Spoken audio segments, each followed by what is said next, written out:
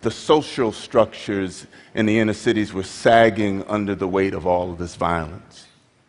And so I stayed because somebody needed to do something. And so I looked at what I had and moved on that. I started to preach, decrying the violence in the community. And I started to look at the programming in my church, and I started to build programs that would catch the at-risk youth, those who were on the fence to the violence. I even tried to be innovative in my preaching. You all have heard of rap music, right? Rap music?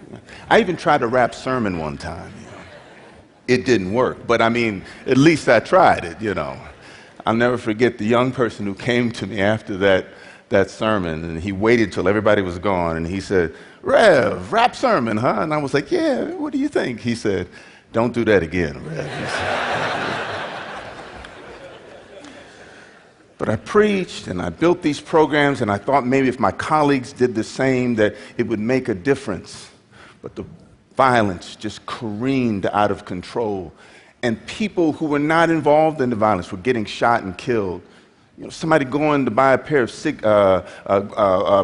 of cigarettes at a convenience store, or someone who was sitting at a bus stop just waiting for a bus. Or kids who were playing in the park, oblivious to the violence on the other side of the park, but it coming and visiting them. Things were out of control, and I didn't know what to do. And then something happened that changed everything for me. It was a kid by the name of Jesse McKee, walking home with his friend Rigoberto Carrion to the housing project down the street from my church. They met up with a group of youth who was from a gang in Dorchester, and they were killed. But as Jesse was running from the scene mortally wounded, he was running in the direction of my church. He died some 150 yards away. If he would have gotten to the church, it wouldn't have made a difference because the lights were out. Nobody was home. And I took that as a sign. When they caught some of the youth that had done this deed, to my surprise, they were around my age. But the gulf that was between us was vast. It's like we were in two completely different worlds. And so as I contemplated all of this and looked at what was happening, I suddenly realized that there was a paradox that was emerging inside of me. And the paradox was this: in all of those sermons that I preached decrying the violence, I was also talking about building community. But I suddenly realized that there was a certain segment of the population that I was not including in my definition of community. And so the paradox was this: if I really wanted the community that I was preaching for, I needed to reach out and embrace this group that I had cut out of my definition, which meant not about building programs to catch those who were on the fences of violence, but to reach out and to embrace those who were committing the acts of violence, the gangbangers, the drug dealers. As soon as I came to that realization, a quick question came to my mind: why me? Isn't this a law enforcement issue? This is why we have the police, right? As soon as the question why me came, the answer came just as quickly. Why me? Because I'm the one who can't sleep at night thinking about it. Because I'm the one looking around saying, somebody needs to do something about this, and I'm starting to realize that someone is me. Isn't that how movements start anyway? They don't start with a grand convention and people coming together and then walking in lockstep, with a statement. But it starts with just a few, or maybe just one. It started with me that way. And so I decided to figure out the culture of violence by which these young people who were committing them existed, and I started to volunteer at the high school. After about 2 weeks of volunteering at the high school, I realized that the youth that I was trying to reach, they weren't going to high school. I started to walk in the community, and it didn't take a rocket scientist to realize that they weren't out during the day. And so I started to walk the streets at night, late at night, going into the parks where they were building the relationships that was necessary. A tragedy happened in Boston that brought a number of clergy together, and there was a small cadre of us who came to the realizations as we had to come out of the four walls of our sanctuary and meet the youth where they were and not try to figure out how to bring them in. So we decided to walk together. And we would get together in one of the most dangerous neighborhoods in the city on a Friday night and on a Saturday night at 10 p.m. And we'd walk till 2, 3 in the morning. I imagine we were quite the anomaly when we first started walking. I mean, we weren't drug dealers, we weren't drug customers, we weren't the police. Some of us would have collars on. It was probably a really odd thing. But they started speaking to us after a while. And what we found out is that while we were walking, they were watching us. And they wanted to make sure of a couple of things. That number one, that we were going to be consistent in our behavior, that we would keep coming out there. And then secondly, they wanted to make sure that we weren't out there to exploit them. Because there was always somebody who would say, we're going to take back the streets. But they would always seem to have a television camera with them or a reporter. And they would enhance their own reputation to the detriment of those on the streets. So when they saw that we had none of that, they decided to talk to us. And then we did an amazing thing for preachers. We decided to listen and not preach. Come on, give it up for me. Listen. All right, come on. You're cutting into my time now, okay? But it was amazing. I mean, they said, we said to them, we don't know our own communities after 9 p.m. at night, between 9 p.m. and 5 a.m.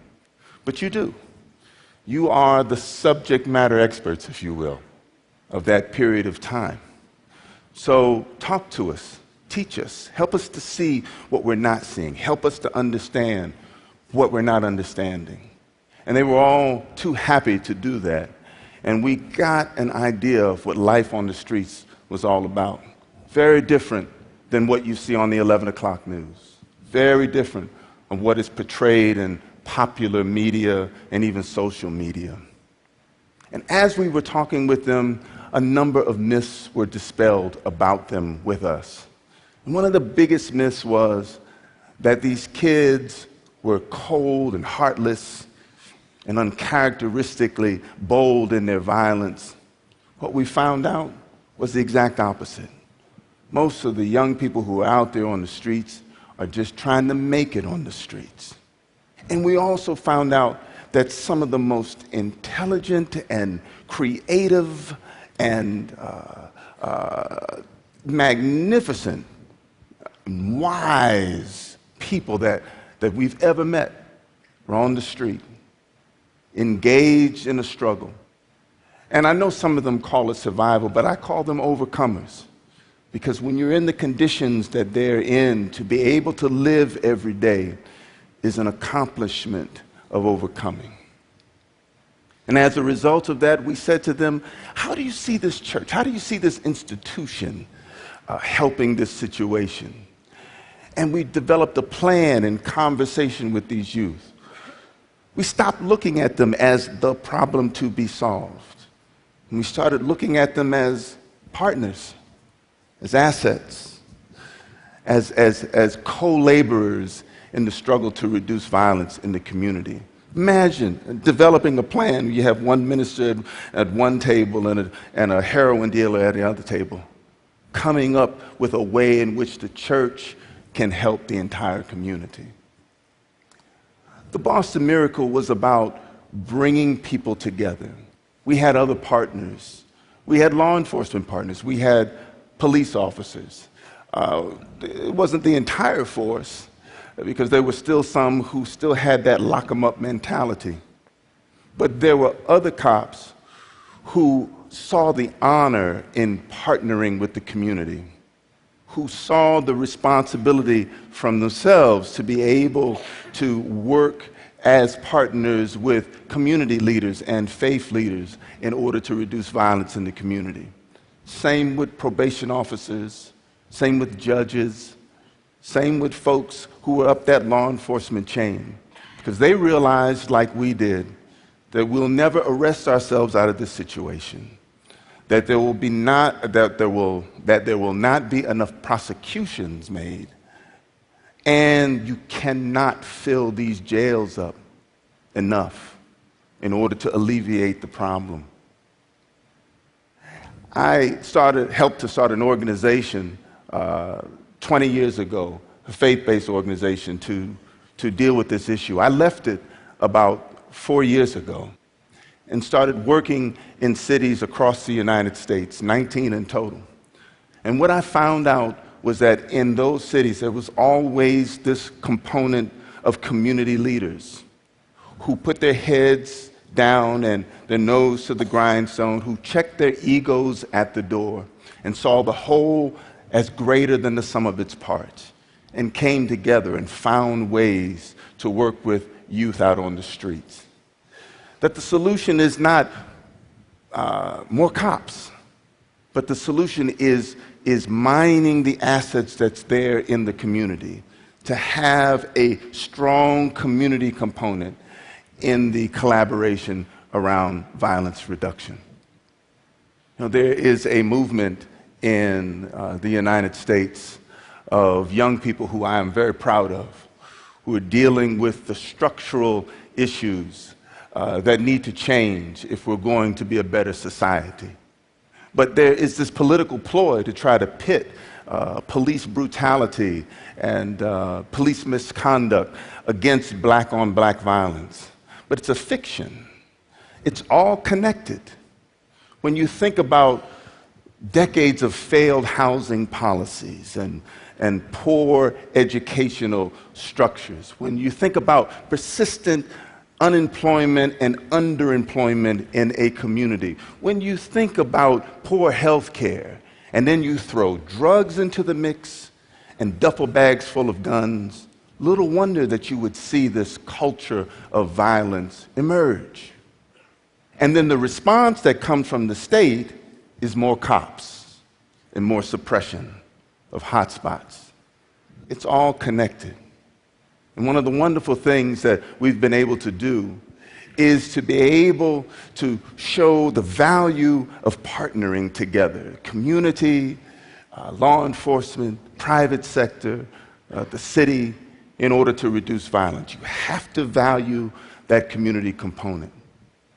I believe that we can end the era of violence in our cities. I believe that it is possible and that people are doing it even now. But I need your help. It can't just come from folks who are burning themselves out in the community. They need support. They need help. Go back to your city. Find those people. You need some help? I'll help you out. Find those people. They're there.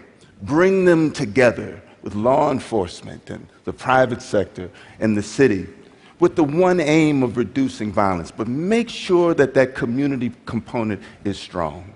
Because that old adage that comes from Burundi is right.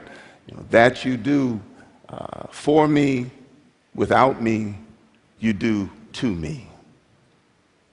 God bless you. Thank you.